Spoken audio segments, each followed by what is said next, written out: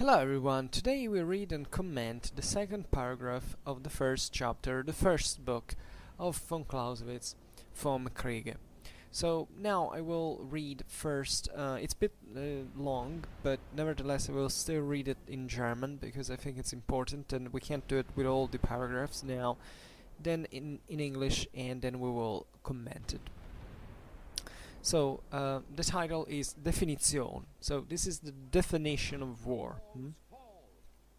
So von Clausewitz writes: Wir wollen hier nicht erst in eine schwerfällige publizistische Definition des Krieges hineinsteigen, sondern uns an das Element desselben halten, an den Zweikampf.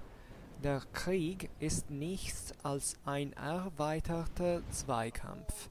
Wollen wir uns die Unzahl der einzelnen Zweikämpfe, aus denen er besteht, als Einheit denken, so tun wir besser, uns zwei Ringende vorzustellen.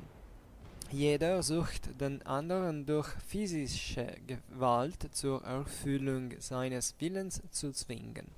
Sein nächster Zweck ist, den Gegner niederzuwerfen und dadurch zu jedem fernen Widerstand unfähig zu machen.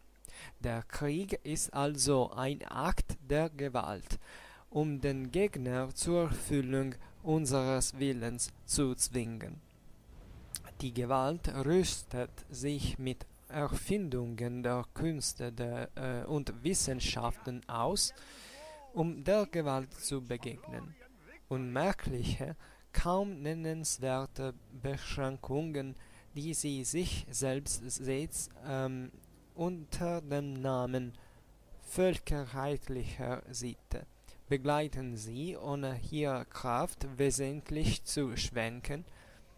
Gewalt, das heißt die physische Gewalt, denn eine moralische gibt es außer dem Begriffe des Staates und Gesetzes nicht, ist also das Mittel, dem Feinde unseren Willen aufzudringen, der Zweck.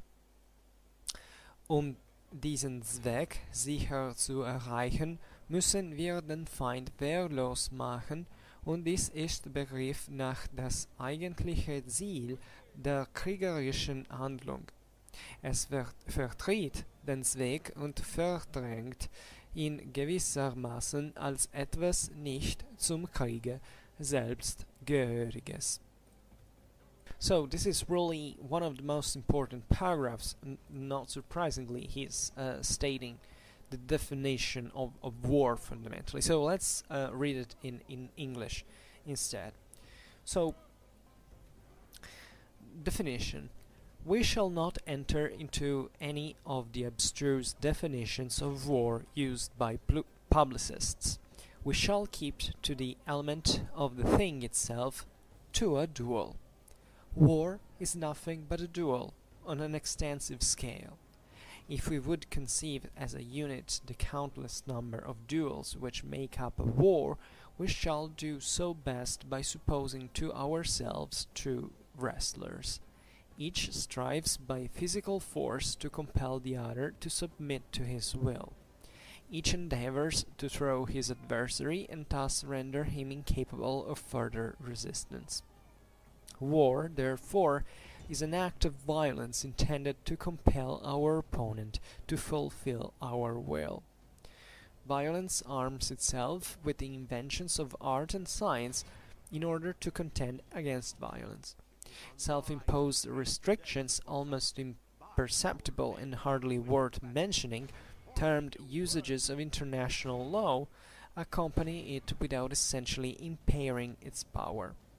Violence, that is to say physical force, for there is no moral force without the conception of states and law, is therefore the means. The compulsory submission of the enemy to our will is the ultimate object. In order to attain this object fully, the enemy must be disarmed, and disarmament becomes therefore the immediate object of hostilities in theory.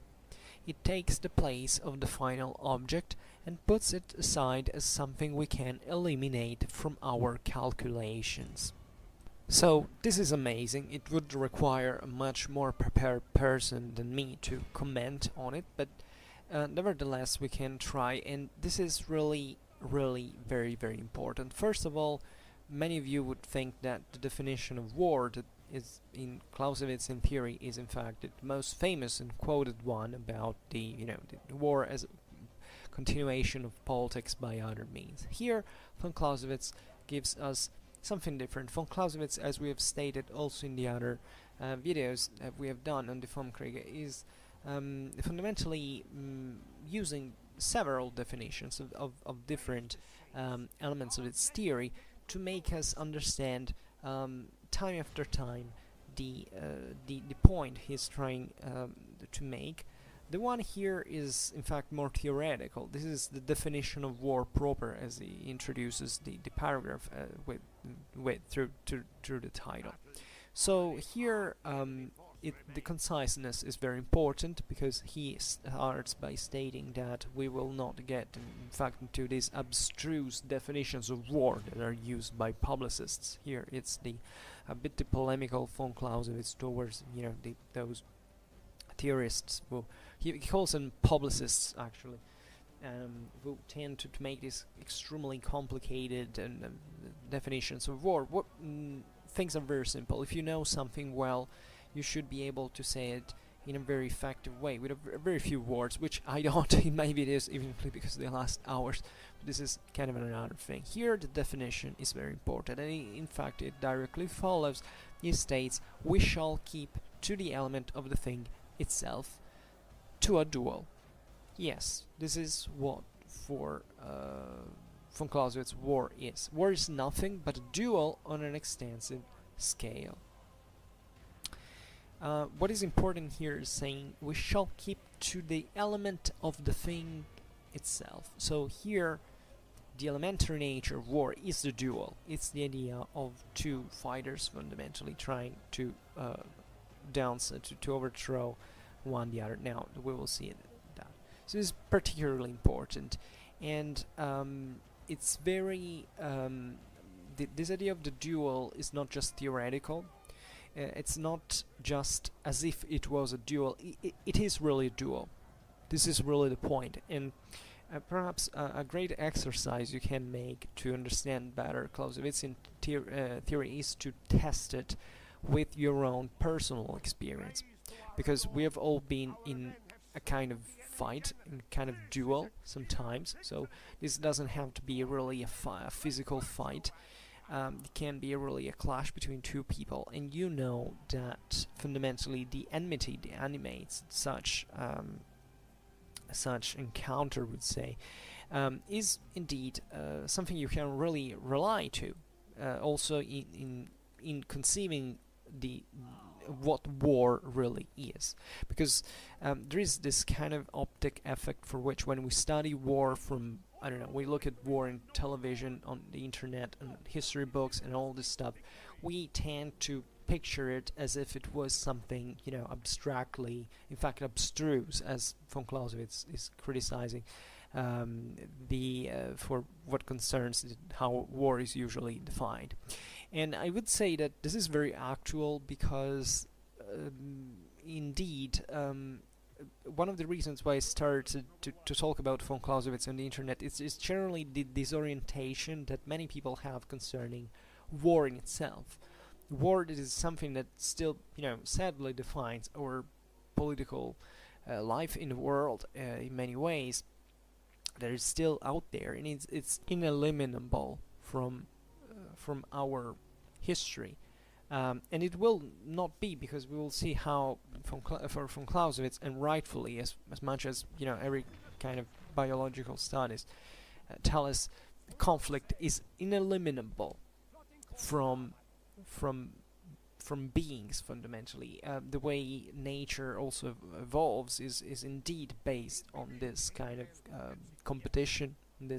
That it's not something you can correct simply through mind, because mind, reason, rationality is something we fortunately have as human beings, but it's still the product, of the evolution of a nervous system that fundamentally is still deeply influenced and rooted by all these stimulations that bring us to be, however, competitive, aggressive. Aggressiveness is also a kind of a, in the right measure, kind of a positive element of human beings. So it's what pushes you to do better, to be, to be productive and so on. So this opens to, as you understand, to a very wide amount of implications, but it's still very important, because I was saying, because now war is mystified, I believe, and most times in history war is mystified, especially from the large masses, those who are not at the top, those who do not lead armies, those who do not make politics directly, at least, and therefore picture war just as something, I must say, as a Westerner, there has been a time, I think much has been changed by 9/11 and other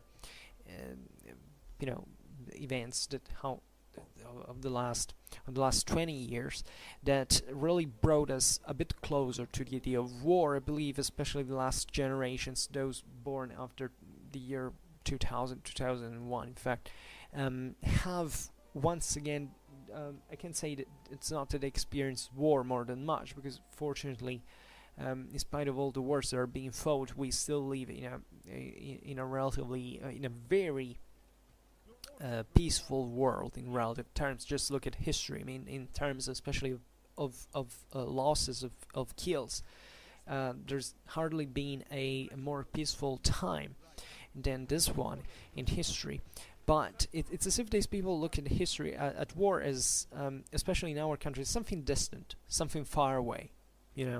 Living in Western Europe, say, yeah, war is, we don't think about it, but it's there. It's in the Ukraine, it's in Syria, it's in Libya, it's so close, it's next door practically.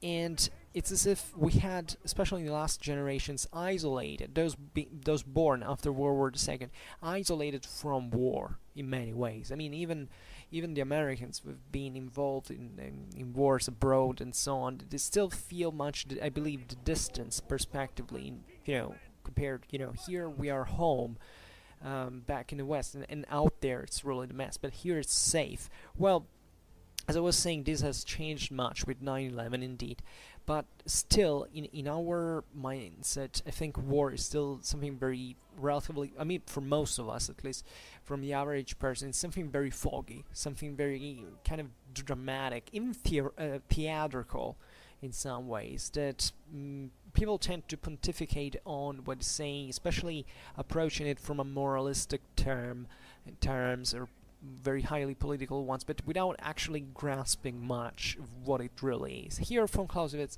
that's why I think the definition of duel is so important, because in spite of not having been to war, most of us still know what fundamentally a duel is. And this stems from the nature of conflict fundamentally, and not just of conflict as in a sense of enmity, of primordial, contrast fundamentally. In fact, enmity towards someone is just also the act of fighting towards something or someone else that should make you understand what essentially how inescapable the duel is. Many times, this is also very important to bear in mind. There are people who assume, conflict can be escaped in a certain sense. Conflict cannot be escaped. It's written in our genes. It's not a matter of taking a decision just at a political, social level. Conflict, enmity is something that is deeply rooted in the way we live every day, in many ways. Just think about, I don't know, your neighbor that parks his car in front of your, your gate, your house, and you did something bad because you can't park yourself on your property. That's it might seem trivial. It might seem trivial, but it's really not, because that's objectively what in fact, on an extensive scale, as von Clausewitz says, and he's not really the first one to say this historically, philosophically speaking, in the theory of politics and so on. It's really all what war is, or what it stems like. Of course, there is a difference from a sociological point of view. War is something that develops in a much more, complex way than that. But in the fundamentals, in what makes this all at the end, it's really a duel. This is elementarily brought to the core as a duel.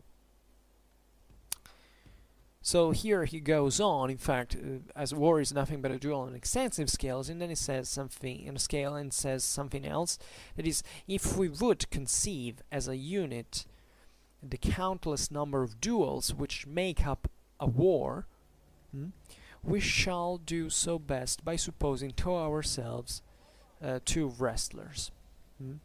So he's stressing the concept once again. He's basically saying you can consider war fundamentally, so with the two opponents as two wrestlers, and you can consider this war through the sum of this countless number of duels which happen in a real war between all these masses of people who fight against each other in some way. Here it says, going on with the metaphor of the wrestlers, each strives by physical force to compel the other to submit to his will.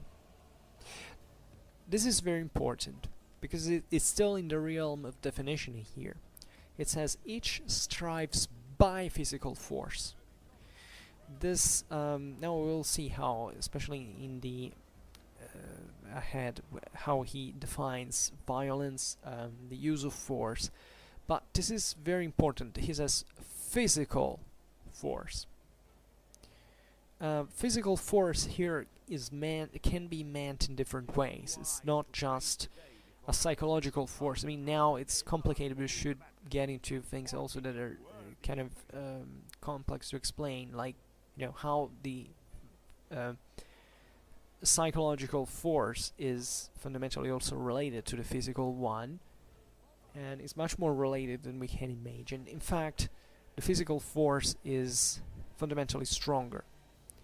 I'm stating this is not von Clausewitz yet. I want to say here that von Clausewitz stresses the physical side, because it is the one you really can't do much against.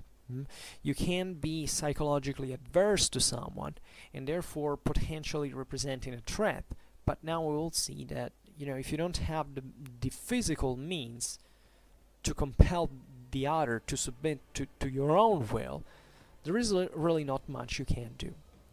And this is very important. It really stresses the idea of physical force, of physicality, and this is very important when studying all military history, because there are certain people who assume fundamentally that it just takes heart and courage and spirit to win a war. Well, no. If there is something that history teaches us, is that you can be as motivated as you want, you can be the bravest, the most courageous, etc. But if you don't have enough force, meant physically speaking, that's not really just your body force that is relative, but also the means of war, the ones you can deliver destruction with, fundamentally there's not much you can do. And there is also this prejudice that is grounded sometimes also because of certain political culture. Now I won't make the specific case because it's unnecessary, but I found a considerable amount of people who I think make a very gross misjudgment about the capability of humans of society, of people, of individuals to kind of being always able to rebel. There is kind of a sort of moralistic idea of history for which certain peoples are more or less, which is obviously kind of even a proto-racist one, and it's unfortunately pretty much out there. There are certain people who are kind of moral inferior, and they are kind of more prone to be ruled, to be subjected, and to remain dominated. Well, this is really false. I mean, of course, there are certain cultural factors that can influence in the way you rule over certain people, but these are kind of virtually influent. I mean, the way you subdue a population follows always kind of the same dynamics that now we will also see with von Clausewitz. And most people really do, if not all people, do not rebel to certain dominations imposed with violence because they can't, or maybe it's not convenient for them after all. I know that there is a kind of a moralistic stand, like, oh yeah, we always have to be free, but yeah, if you know history, if you know politics, if you know warfare, you know that this is not the case. This is not true. Societies are always kind of ruled by someone that imposes his power on the others, that is unbalanced, that there is injustice, there is oppression, there are things like this. Not just if you're occupied by someone, but in general, even into your own country. So this is very complex, and most of the time, it's really, the reality is really in between. And the reason why certain peoples rebel and others don't is most likely that the former have it convenient to do it, and the others don't for some reason. Maybe because they are kind of collusive with the rulers, because the elites maybe control, in fact, directly the rest of the population, have interest to play it with rulers, jointly with the rulers, and so on. If it's that a people rebels, is because they have kind of more to win than to lose from that. I know that I can't make this as a law fundamentally, but it's just better as a rule, because it's not that masses of humans always make kind of the most economical, rational choice. I mean, it's the psychological element does really influence. Historically speaking, the moral of certain peoples has been broken. There has been definitely a great condition of psychological inferiority that accompanies a domination sometimes. But let's say that where there are, you can see in history that wherever there is the option to rise, this usually develops. And it can fail. There are revolts and revolutions that are choked in blood. So you can find the excess also of judgment from the other side. And maybe it's too courageous, it's too brave, and ends up slaughtered. And there are countless examples throughout history. But this is here says that the real objective of war, and now we will the real objective of the use of violence fundamentally, and the physical side is crucial, I would say. Here it says, in fact, of these two wrestlers, every one of which is compelling the other to submit to his will. He says each endeavors to throw his adversary, and thus render him incapable of further resistance. So here von Clausewitz, here in the translation, is to throw or to overthrow, but von Clausewitz uses the German term niederzuwerfen that we have also found also in the other videos, which literally means to throw low, to throw down fundamentally. So it really stresses this idea you're bringing someone to the ground fundamentally, and to reduce him, to making him shrink in this and to downsize him. And this is actually more. Von Clausewitz here is meaning really the in theory, because this is all in absolute terms. This is still in the realm of theory as a definition. Doesn't matter how really tied to the practice really is, but this talks about objectives. This is talking about objectives. Here the objective is to throw your of the use of physical violence is to throw your own adversary, and thus render him incapable of further resistance. So ideally, this is what you want in a duel. when you fight against someone, what do you want? You want fundamentally that this person doesn't bother you anymore, and that this nuisance that you have, that this person is giving you, will not present itself anymore. Now the problem is the other person fights back, so you have this moment of, and this is, I'm adding it fundamentally, but it's just to make you understand how eventually complicated things can get, because you're not always in the condition of bringing that person down. Necessarily, you might be the weakest one, or at least the one that is going to succumb, and even to bring that person down, to overthrow him, might take a cost that is too high. It is very high. And just I repeat it, just think about in your life how many times you argued with someone, for instance, and you said, well, maybe in that case it was not necessary, maybe I was too stubborn, maybe I was too insistent, maybe I spent too much energies of my too much moral resources to fight against a person ultimately for something that was not worth it. Well, this is a big lesson, and every kind of wise person has, I believe, can get from such events, and that already really approaches you to, already gives you this, I would say, fertile ground to understand the essence of the Clausewitz in theory, because you're already presented with a situation that makes you understand how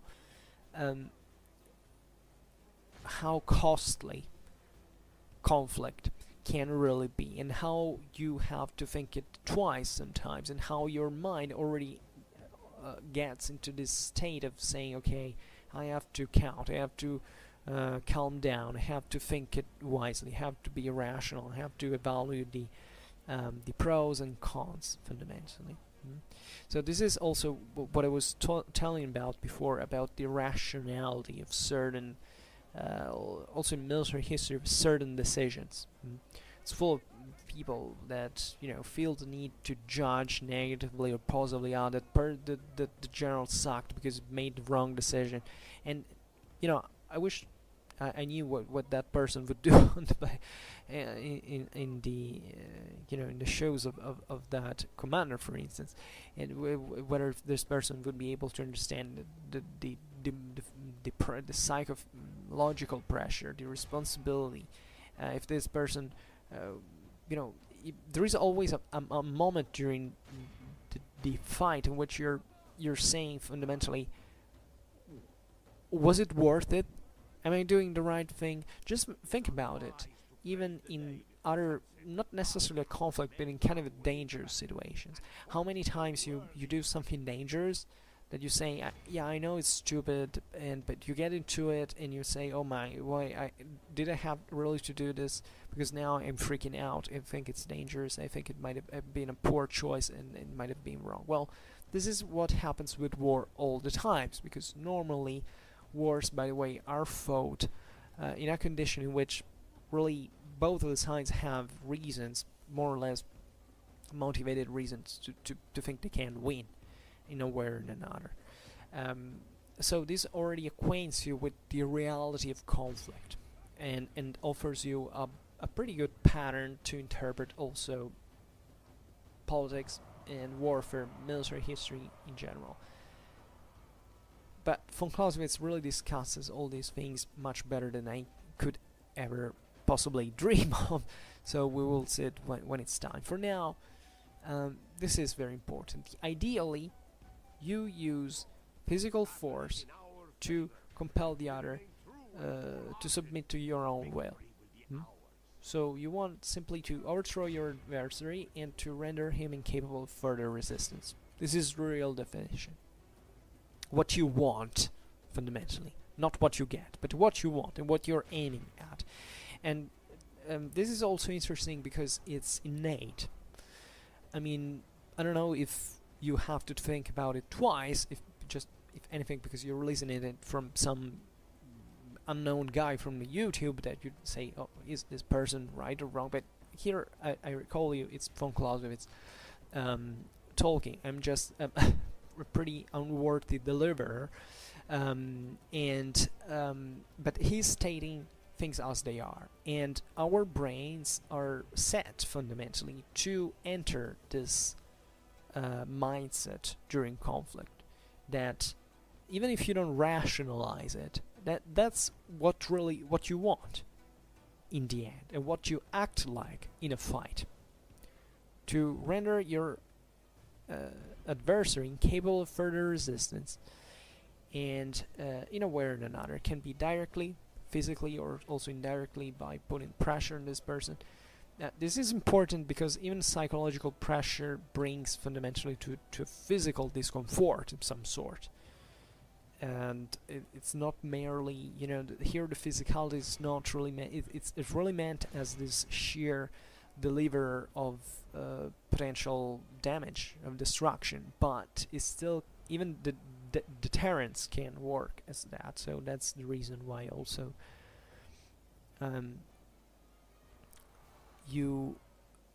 the threat of physical force can be equated also to other kind of physical resistance. In fact, the physical you know, force that can arrive by other means. I mean, even compelling someone to be in a physically demanding situation is a way to make that person surrender. It's like, I don't know, just tell a person to swim for 20 kilometers in a row, or to obey your will. Most people are not used to swim that long, so they will say, okay, there's no way I can do it. So you're actually not exercising pressure. I know it's very theoretical, it's very stupid, but in a certain sense it's how you can direct a person, by putting that person into a condition through various means, really, to compel him to your own will. I know my examples suck, but I hope we render the idea.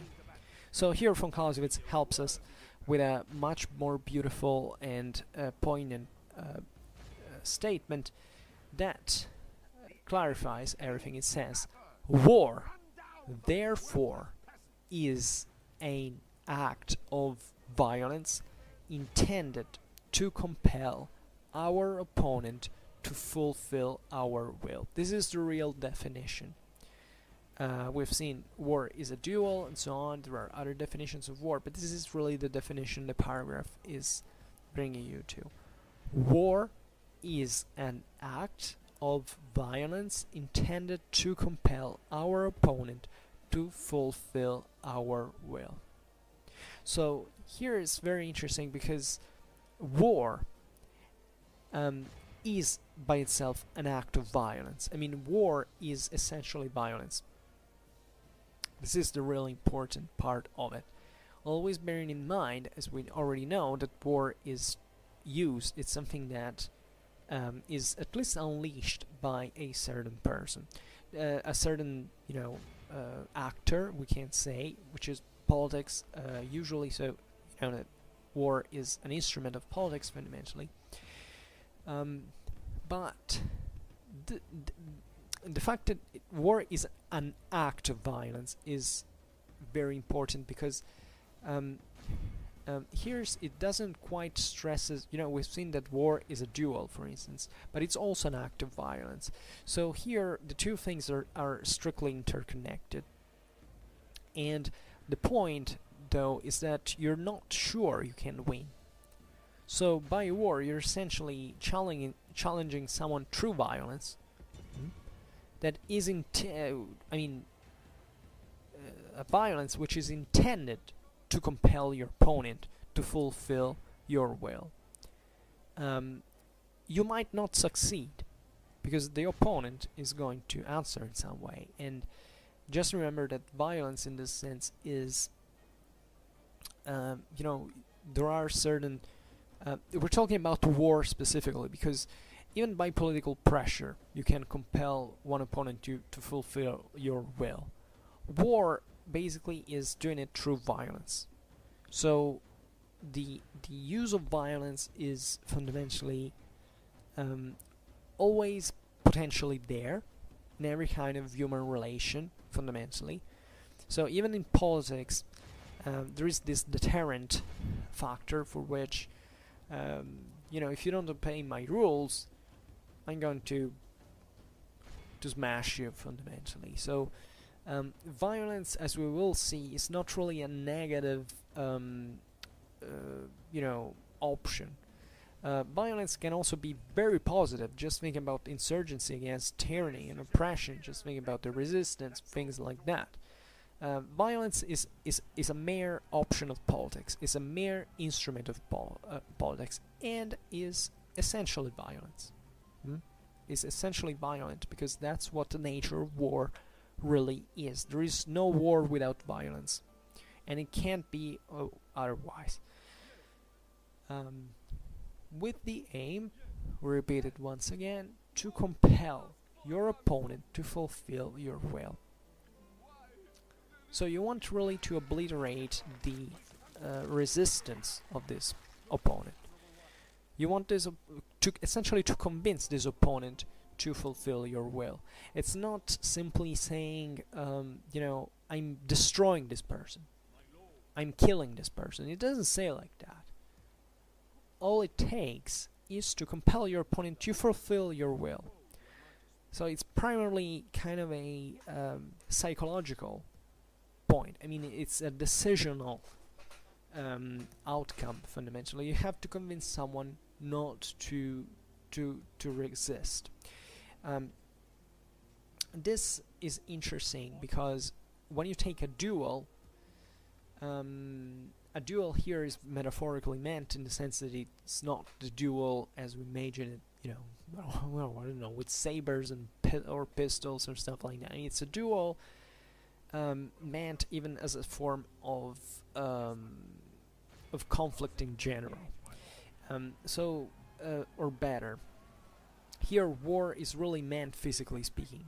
I mean, it's really meant to, because we're talking about war, so violence, as we have seen, is always entailed. But as we have said and seen, the concept here is thinking of war as an option, fundamentally. So when you have a disagreement with someone, you don't just, you know, come there and punch him in the face. You have probably some reasons not to do it, because it might not be convenient. So what you're trying first, because that might escalate in a real fight, the person might punch you back and so on, is to convince this person with other means that appear to be fundamentally more convenient, cheaper, or however in that condition to be, you know, kind of better and better suited, and to make you lose less, and to still compel your opponent, let's say, to fulfill your will. This is really the nature of conflict that lays that underlies every person fundamentally. Then there is a difference between doing that with physical violence, or just with, you know, verbally saying, okay, do what you as I say. This is really the big distinction that you can make, because one thing is, you know, even making very harsh you know, psychological pressure. I mean, you can destroy a person through words, for instance. You can say things or threaten even the use of violence to compel that person to fulfill your will. But you're not necessarily going to do it. That person might simply fulfill your will through that same threat, to the same menace. Here from Clausewitz it says, war is when this duel, so transposed on an extensive scale, so also in war, in real war, is essentially this. Is this kind of use of violence that starts at a certain point. It might have not started, but at a certain point it's decided to be used, and it goes always and is fundamentally violence. And all it takes is to bend your opponent to your will. That's simply all it takes. Because after all, what's the point of annihilating that person, even physically speaking? I mean, there might be good reasons to do it. those are things that you judge individually. It's like, you know, who decided to kill the Nazi hierarchs at the Nuremberg trial. You know, that was a choice that, however, came from, you know, from let's say a moral reflection, fundamentally, when the war was fundamentally over. But it's something you decide. So there might be reasons to wipe someone out, literally, and this can happen as well. But as we will see, historically speaking, and I would say more practically speaking, this almost never happens. Actually, you can argue that it might happen, but even historically speaking, it's rare to find a complete, I mean, literally complete annihilation of your enemy. It happens sometimes. It depends on which which pool of people you're circumscribed, fundamentally. But it might be even more costly than just bending that person to your own will, and that might be even more convenient for you than just slaughtering that person. So it's not really necessary. All you want, supposedly, in this conflict is that something stops to happen. Then you don't have this innate cruelty to kill that person just for, you know, because you might have all the reasons for doing that, but those come from other things that have nothing to do with the use of violence in itself. This is important, because violence is just an instrument. So paradoxically, even if it is violence that actually kills, it's you who delivers that violence to kill. It's not violence that decides to kill. This is important. It's still you, and this is fundamental. We'll see it now in the following lines, because this really is an answer to all those detractors of von Clausewitz that fundamentally see him as a warmonger, someone who, you know, kind of encourages the use of war. Quite the contrary. Von Clausewitz was well acquainted with war, knew perfectly how terrible it was, and would never, ever say you have to use violence just for the sake of it, lightheartedly, without consideration. Von Clausewitz was writing the Vom Krige for the exact opposite reason, and now perhaps he will explain itself a bit much. Here it adds something also very interesting that also deals a bit with military history in general. It says that violence arms itself with the inventions of art and science in order to contend against violence. This is an isolated phrase that I find very, very interesting, because it adds a kind of a let me say in German how the here it's really art and science, Künste und Wissenschaften, as von Clausewitz puts it. So here it's interesting because it's as if also the verb here in English is translated like arms, but rüsten is very meaningful, because here it means more than arming. In German it would be fundamentally kind of being armored, protected, you know, kept armed, but, you know, also offensively, but primarily as if you were sheltered, fundamentally. So it's as if violence was this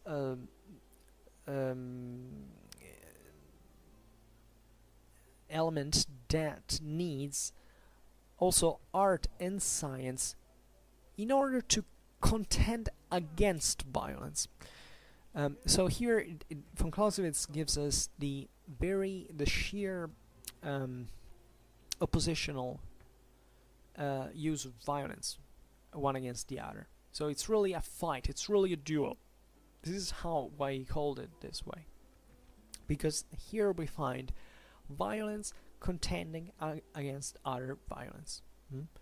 So he says, he makes the parallelism with two wrestlers. So two wrestlers can start equipping themselves to essentially contend against the other's violence through art and science. So through means, through the art of warfare, through technology, through whatever you can imagine, you can bring to the fight. So this is, in perspective, historically speaking, very, very meaningful, because a war objectively has this ability of making war fights it kind of evolving.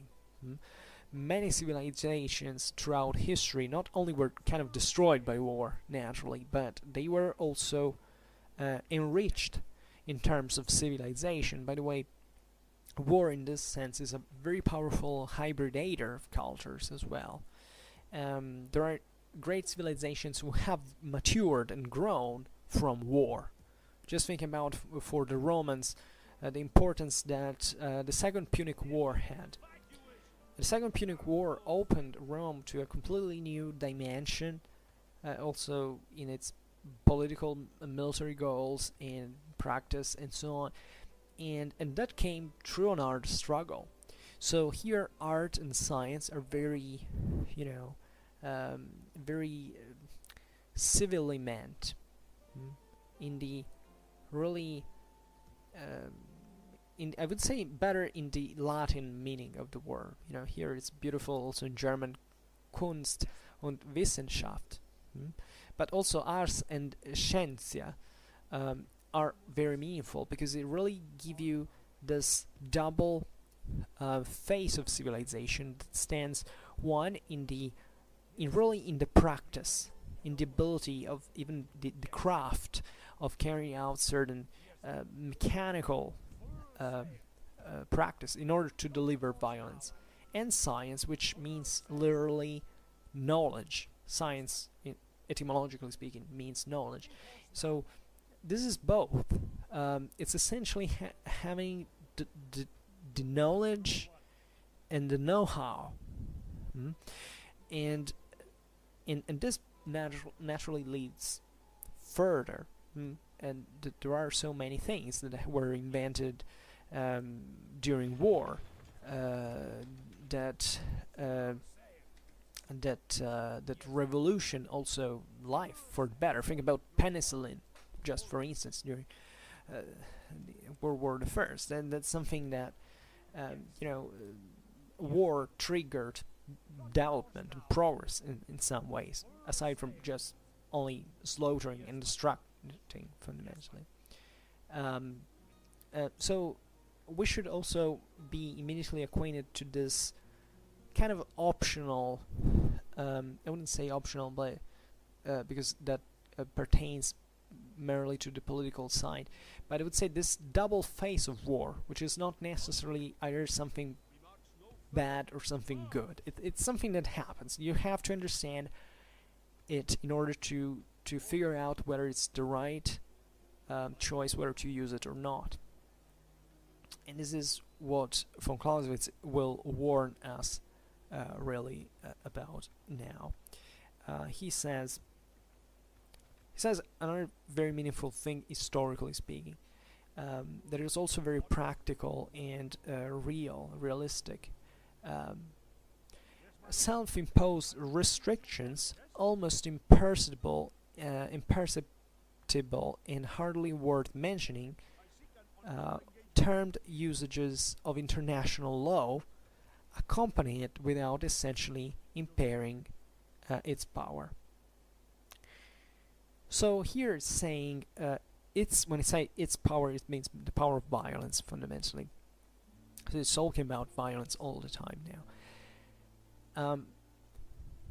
This phrase is, I find it extraordinary, because it's basically talking about what he calls here international law. So these sets of, let's say, moral codes that had been developed officially also in international law, more or less from the 17th century, especially from the 30 Years' War. But the idea of the morality of the war, the idea of the just war, and therefore a set of rules that make war kind of fair, or acceptable or justifiable in a certain sense is something, as you understand, much older than that. But von Clausewitz now had been living in what hitherto had been the most devastating conflict mankind had ever seen, Napoleonic wars. And this phrase is very meaningful because it's basically saying that you can try to restrain violence fundamentally through, these kind of niceries of international law with, but here it says it's almost imperceptible. The effects of these restrictions are almost imperceptible. They're even hardly worth. They're hardly worth even mentioning. And the other dramatic statement it says these restrictions accompany violence without essentially impairing its power. So this is the statement of a person that naturally has seen what war is about, and it's basically telling us that even though there are things like, I don't know, the Geneva Convention and so on, and this in theory at least, but also largely in practice, I would add, is an influence, because those are conventions, in fact, that we have created because we are, we have been through a certain path into history that is not necessarily to lead anywhere, because culture and civilization theoretically can even be reversed, can even be destroyed.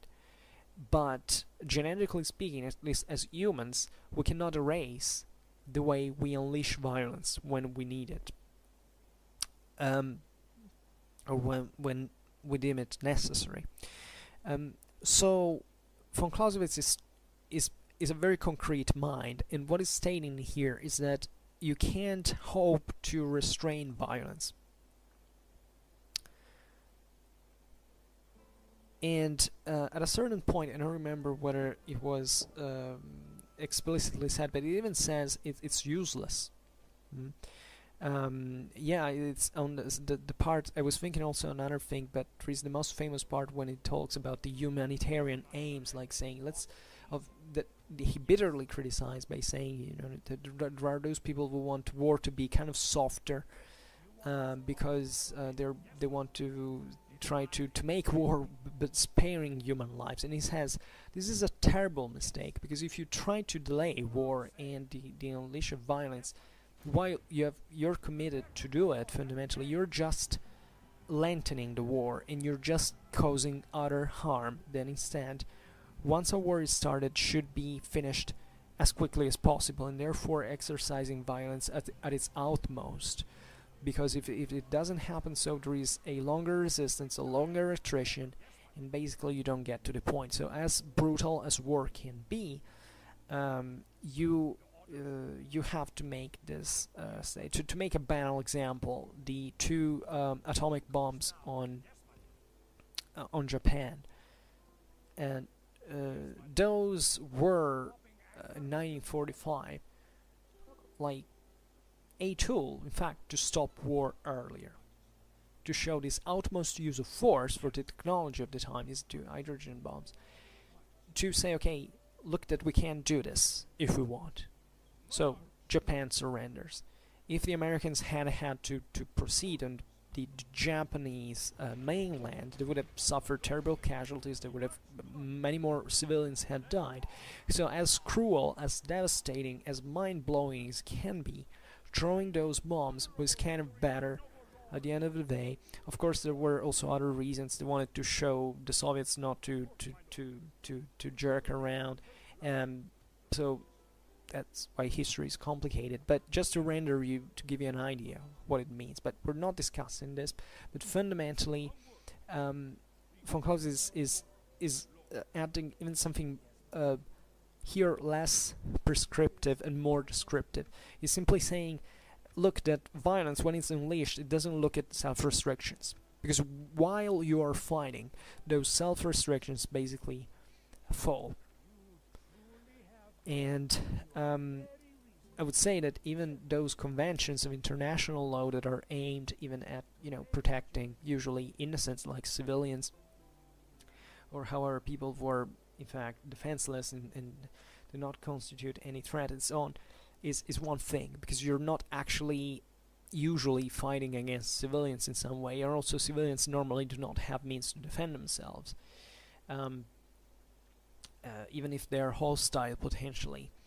I mean, means that are virtually, that are concretely, capable of making some harm. That's the thing we were talking about before. I mean, the ability of a people actually to revolt, and especially with modern deterrence, it's kind of very easy to subdue one people theoretically.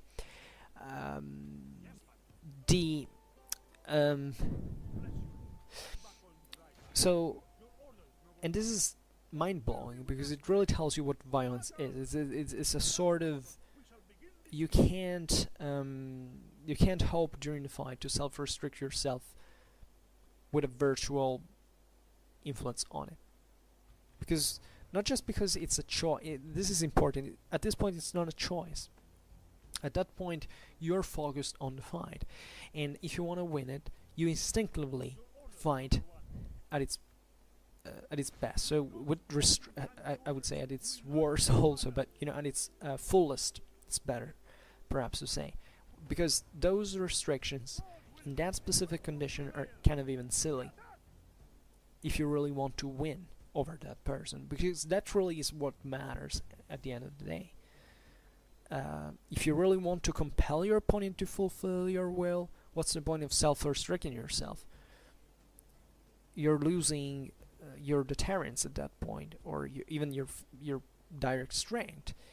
And von Clausewitz says here implicitly, it most likely doesn't happen. I mean, it virtually doesn't have any effect. Violence is going to be used in a way, in an unrestricted way, the way the time is used. Here it says another thing that is of dramatic importance. Violence, that is to say physical force, is therefore the means. The compulsory submission of the enemy to our will is the ultimate object. So this is like the ABC of Clausewitz in theory. Violence is a mean. Violence is nothing but a mean. Violence, war is violence. War is a mean. So war is something that has this, let's say, realm on its own, the realm of violence, and you decide whether to carry out this act of violence or not. And it's as a mean to obtain your opponent's obedience, fundamentally. And then here I skipped it, but in brackets, after when he talks, he says violence, this is to say physical force, brackets open, says, this is also probably one of the most important phrases from Clausewitz you can read. For there is no moral force without the conception of states and law. This is a very important phrase. I would like to have also more competences to comment on, because fundamentally it would be, I would like to know more about what von Clausewitz means at this point by in fact by states and law, Staat und Gesetz. It really means that, but it would be interesting here how he links the morality of violence to this conception. Naturally, however, the message is clear overall. I mean, my wondering is only about what von Clausewitz saw, the state and law like at this time, also in a religious way, in the context of that time, the early 19th century. So he was a man of his time. But here is making a more, a theoretical point, as always. He's telling us how it is, even now in 2019, or back in, I don't know, in the year 1000 or 1000 BC. It doesn't change, because this is what von Clausewitz is telling us, that there is no moral force without the conception of states and law. This phrase, which is also here put in brackets, probably many readers skip it without reflecting on it. On the contrary, is perhaps one of the most beautiful things that von Clausewitz says, because he's basically telling us that you can unleash violence, so you can go at war, but this doesn't necessarily make it moral. I mean, the morality of the use of violence only derives from a conception of certain order, fundamentally, state and law, or whatever this, state and laws are informed by. So what he's telling us is, even if it's not explicit, but he will tell us even afterwards, more directly, is that violence in itself doesn't have necessarily any moral connotation. That is, it's neither moral nor immoral, because it doesn't. It's as if even violence couldn't own such character. Fundamentally, the morality here stems from the political decision. It stems from the people who are in the charge of resorting to violence. Is that person makes really the choice. Why is this important? Because here von Clausewitz is fundamentally thinking at the fact that you can start a war but not being able to end. This war could drag on. You could be defeated, of course, but it could also evolve toward a direction you wouldn't imagine. You start a war, but you don't know fundamentally how it ends. So you might face, since he's talking about violence, an amount of violence from in general that is not necessarily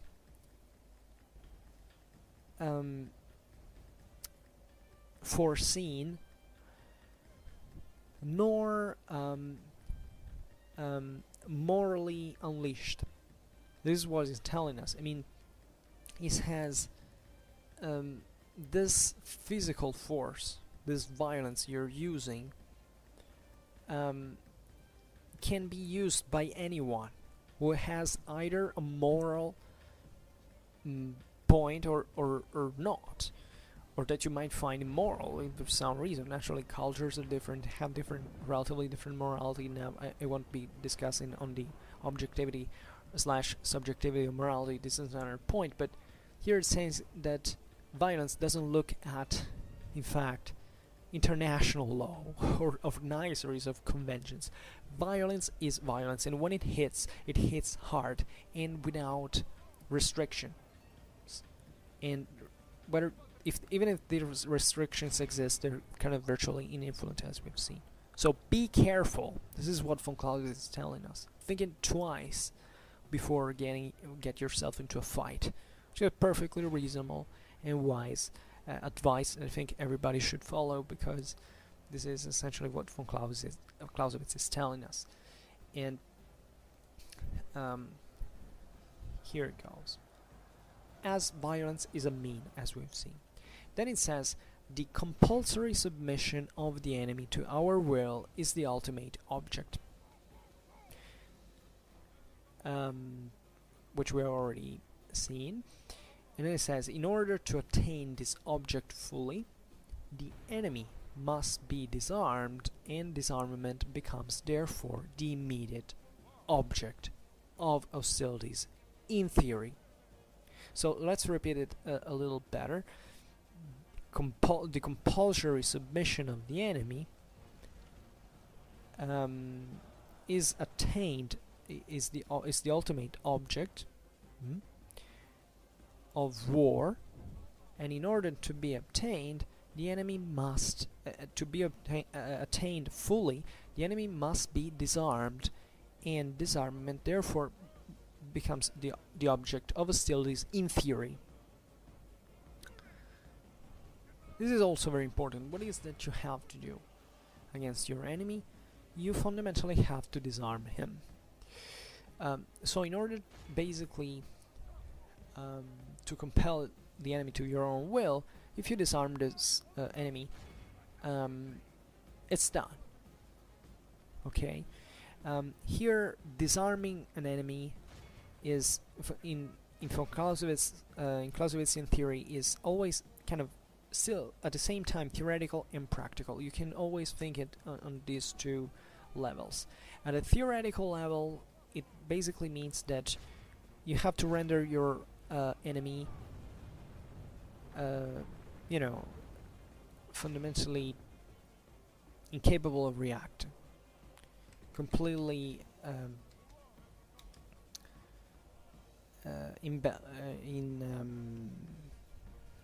kind of incapable to strike him back. Inoffensive, this is what I wanted to say. You have to render the enemy inoffensive. It doesn't matter how you do it. So disarming someone can be everything. It's like, you know, since we have been talking about a duel before, just imagine you're fighting with someone on the street. You're necessarily not armed. You don't have necessarily, I don't know, a knife or stick or a gun or whatever with you. You might be fighting with this. So it's obviously metaphorical at a theoretical level. Disarming that person means to knock it out fundamentally, and to render that person incapable of reacting in some way. In some way, whichever it is. And when it gets to war, so in the practice, you can see in military history and everything, disarming means literally disarming, like surrendering the arms. Fundamentally, this can be achieved in many ways.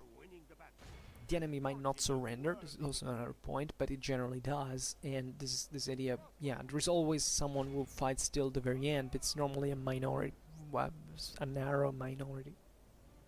Nevertheless, can be pretty hard to take down. But that's really the point. You can, if you take weapons away, you have this deterrent. Fundamentally, you can control the population. So this is very meaningful, also politically speaking. You know, think about the right of owning a weapon. That's something that, in many countries, think about the United States, how important that is for internal politics and so on, and political culture, etc. So this is objectively important, because once you disarm the enemy, it's done. This is von Clausewitz, what von Clausewitz states with the last sentence. It says, it takes the place of the final object and puts it aside as something we can eliminate from our calculations. So disarming the enemy is something that basically renders that enemy completely inoffensive. What probably you know, puts a little flavor on all of this and makes it unavoidably you know, more concrete, as you would expect from Clausewitz, that it says, now, in theory.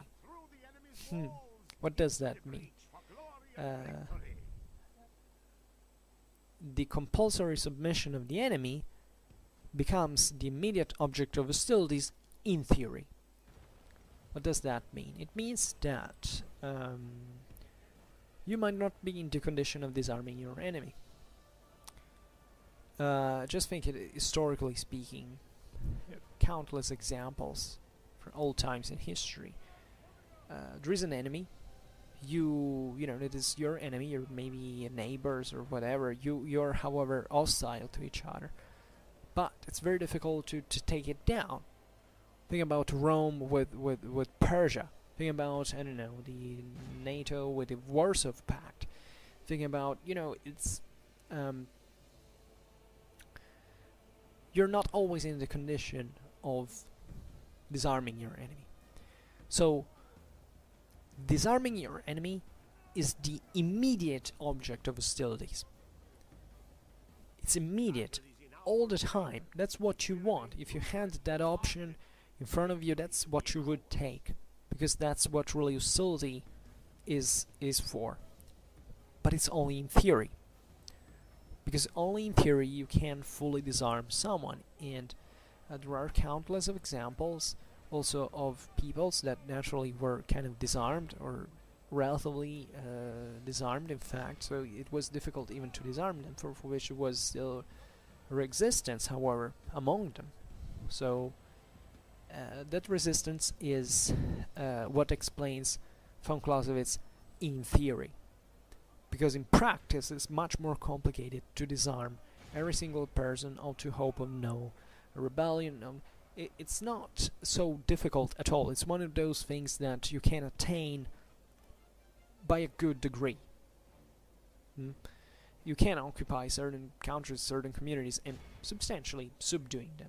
Look at colonialism. That's been it. You know, there are countries that remain for centuries under someone else. Why? Because fundamentally the colonists had the control on the armaments. They had disarmed the local communities, but this happens at all times. I mean, even within now made it the example of colonialism, just because it's kind of a more like the idea of someone coming from the external imposing it on you. But this happens also in countries that are peaceful and democratic. There is a state regulating who can use certain weapon, tends to keep order, to enforce it with a superior deployment of force, in fact, of violence, or its deterrence. That's how you keep order, fundamentally. And this is very interesting, because you realize that historically what von Clausewitz calls art and science has in fact armed violence to be more effective. I mean, it's much easier to control a population now with, you know, tanks, helicopters, aircrafts, machine guns, and then it was, you know, back, I don't know, in the Iron Age with swords and arrows, and, you know, that's it practically. So this has changed partly the face of how this degree varies, but it doesn't change that it's always in theory, because it's practically impossible to render anyone offensive. I mean, just the fact of being human beings that are unrestrained, you can, I don't know, do whatever you like, take a stone and smash it in someone's head. You know, the state can't be behind the corner everywhere.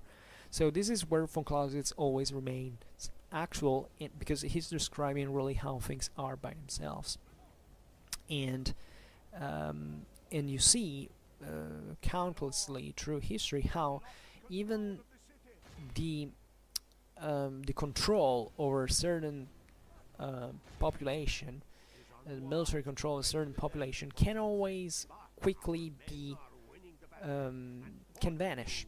Sometimes you're surprised in history how there are countries who remained, I don't know, literally for centuries and centuries under a certain state. Just thinking about the Roman Empire. Tomorrow I will be probably talking about the Roman Empire in this regards as well. You know, you see that as long as things started getting rough with late antiquity, barbarian invasions, all of a sudden the local populations of provinces that had remained like for 400, 500 years under Rome began all of a sudden to rebel and to become rebellious and to make a mess. Why? Well, of course, at that time no area of the empire was formally, in fact, fully pacified.